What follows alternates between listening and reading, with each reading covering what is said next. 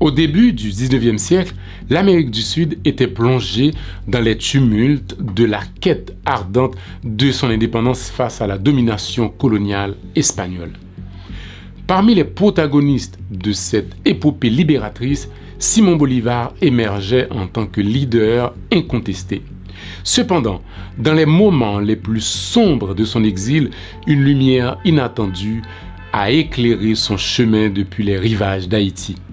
Le président Alexandre Pétion, lui-même héros de l'indépendance haïtienne, a tendu la main de la solidarité à Bolivar, tissant un lien qui allait changer le cours de l'histoire sud-américaine.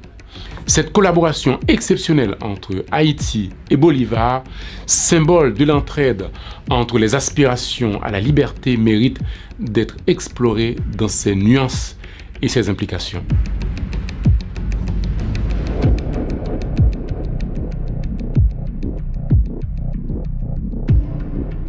En 1815, après des revers militaires dans sa lutte pour l'indépendance de l'Amérique du Sud, alors sous le joug espagnol, Simón Bolívar s'exile en Jamaïque, cherchant refuge et soutien. C'est là qu'il rédige sa célèbre lettre de Jamaïque, appelant à l'unité des nations sud-américaines. Dans ce texte, il décrit la situation globale du continent américain en le considérant comme une entité unifiée. Il expose le projet préconçu par Francisco de Miranda, le héros de l'indépendance du Venezuela, visant à créer une vaste confédération sud-américaine appelée Colombie. Ce projet est envisagé comme une réalité à atteindre pour les jeunes républiques sud-américaines, représentant l'objectif ultime des mouvements d'indépendance et servant de fondement et d'horizon à leur projet politique.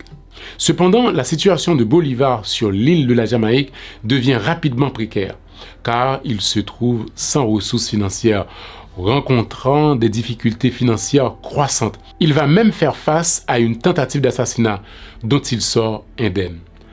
Malheureusement, en raison de son incapacité à payer la pension de la maison où il réside en Jamaïque, Bolivar est contraint de déménager le jour même de cette tentative d'assassinat.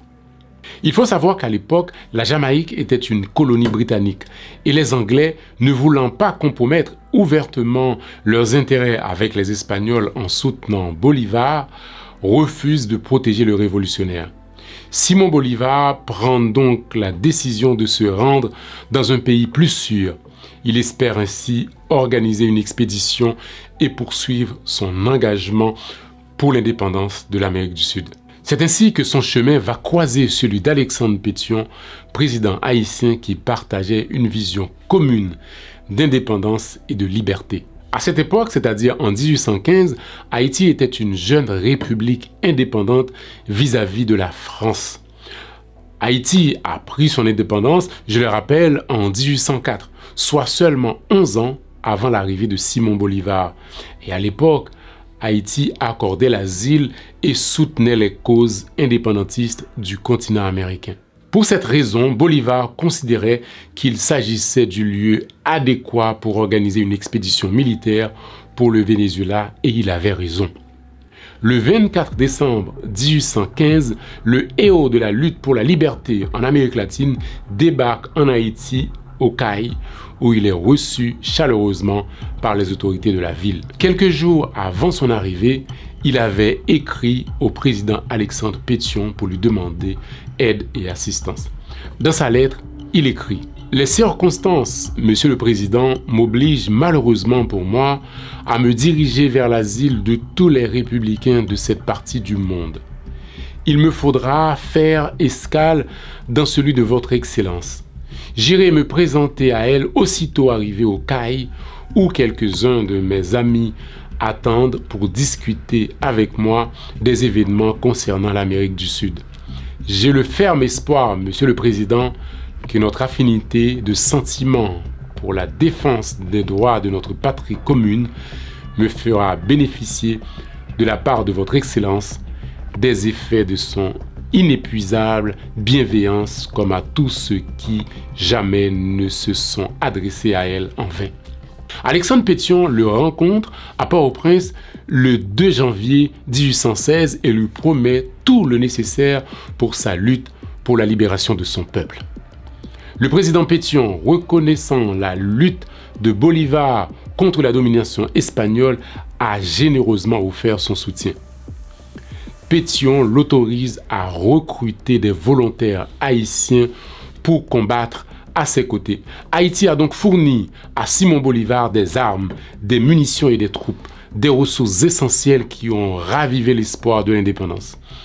Pétion a compris que la cause de Bolivar était aussi la sienne, en tant que nation ayant déjà triomphé de l'esclavage et des forces coloniales. Face à une telle générosité, Simon Bolivar déclare au président Pétion: « Dois-je faire savoir à la postérité qu'Alexandre Pétion est le libérateur de ma patrie ?» Pétion lui répond: « Non, promettez-moi d'abolir l'esclavage des Noirs là où vous commanderez. » Le 8 février 1816, Simon Bolivar réitère sa demande dans une lettre adressée au président Pétion. Il veut savoir s'il doit témoigner au grand jour de la solidarité de son hôte.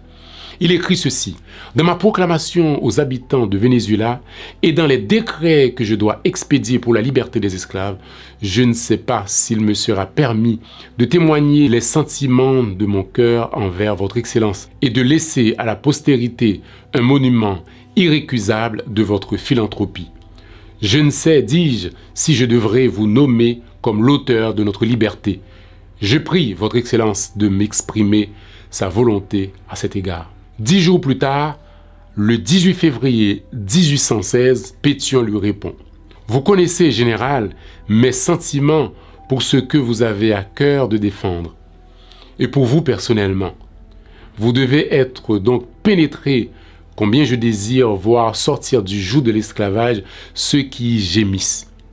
Mais des motifs qui se rapportent au ménagement que je dois à une nation qui ne s'est pas encore prononcée contre la République d'une manière offensive m'obligent à vous prier de ne rien proclamer dans l'étendue de la République, ni de nommer mon nom dans aucun de vos actes, et je compte à cet égard sur les sentiments qui vous caractérisent. »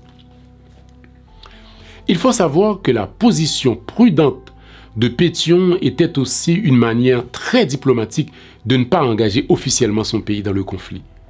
Il ne voulait pas se mettre à dos les Espagnols en soutenant officiellement Simon Bolivar. Il l'a dit, il doit ménager les Espagnols qui n'étaient pas à ce moment-là les ennemis de la nouvelle République d'Haïti. Il a donc demandé à Simon Bolivar de ne pas citer son nom ni de le remercier publiquement. Il faut se rappeler que Haïti, qui venait de prendre son indépendance seulement quelques années plus tôt, ne pouvait pas se permettre de multiplier les ennemis parmi les nations occidentales. Quelques semaines après la rencontre entre Bolivar et le président haïtien, une expédition commandée par Bolivar quitte les Cayes pour aller combattre les Espagnols. Elle enchaîne quelques succès avant de battre en retraite. Le Libertador, surnom de Simon Bolivar, et ses hommes retournent donc en Haïti. Et cette fois-ci, c'est à Jacmel qu'il s'installe pendant plusieurs mois avant d'organiser une nouvelle expédition. Pour rappel, il faut savoir que c'est à Jacmel qu'a été réalisé et hissé pour la première fois en 1806 le drapeau du Venezuela créé par Francisco de Miranda.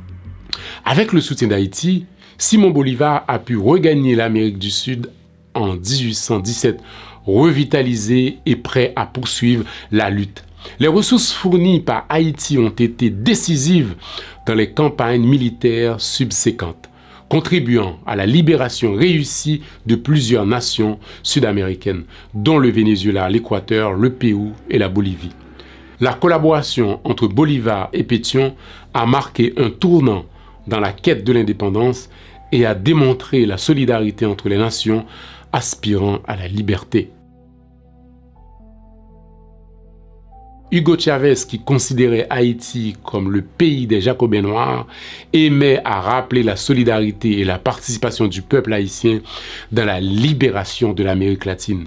D'ailleurs, en signe de solidarité au peuple haïtien, il intègre en 2008 Haïti au programme de Petro-Caribé par un prêt historique de 4 milliards de dollars. Mais malheureusement, cette somme qui aurait pu participer au développement du pays n'a pas échappé à la convoitise des politiciens haïtiens.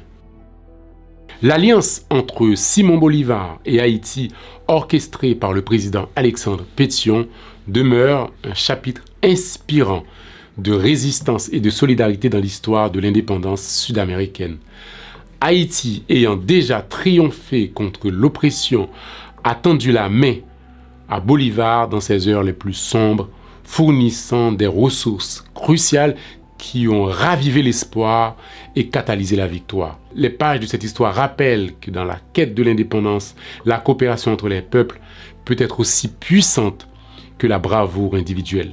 L'héritage de cette alliance résonne toujours aujourd'hui, soulignant l'importance intemporelle de la solidarité dans la lutte pour la liberté.